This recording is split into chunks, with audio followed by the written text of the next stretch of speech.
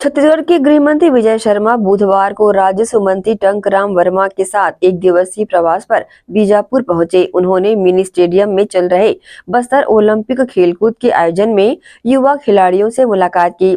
यहाँ उन्होंने अपने उद्बोधन के दौरान नक्सलवाद को लेकर बड़ा बयान देते हुए कहा कि मार्च 2026 का दिन भले ही दूसरों के लिए आम दिन हो सकता है, लेकिन ये दिन बस्तर के लिए आजादी का दिन होगा, क्योंकि इस दिन बस्तर से नक्सलवाद का खात्मा हो जाएगा। उन्होंने आगे कहा कि चीन की विचारधारा चीन में ही विफल हो गई है, तो बस्तर में कैसे सफल हो पाएगी। बस्तर में सड़कों का विरोध, पुल नालियों का विरोध, स्कूल भवनों का विरोध और स्कूल भवनों को बम में उड़ाना, ये सारी चीजें बंद होनी चाहिए और बस्तर में शांति स्थापित होना चाहिए।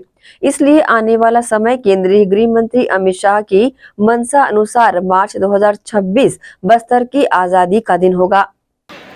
अगर सरकार का किया नहीं होता, किसी भी सरकार का, मैं नहीं कह रहा हूँ ये सरकार या वो सरकार, किसी भी सरकार का किया नहीं होता तो क्या ये सब उपलब्ध होता अभी?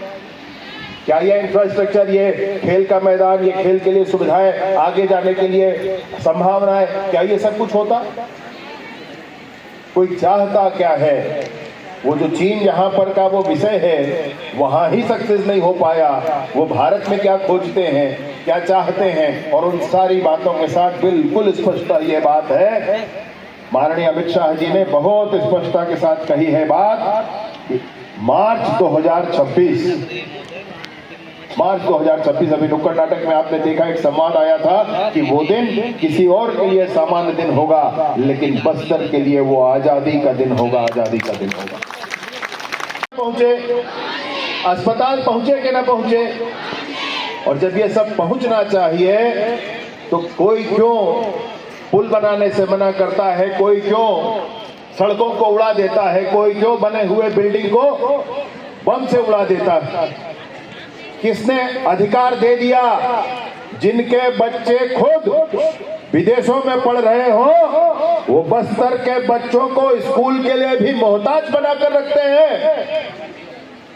ये खत्म होना चाहिए सब कुछ।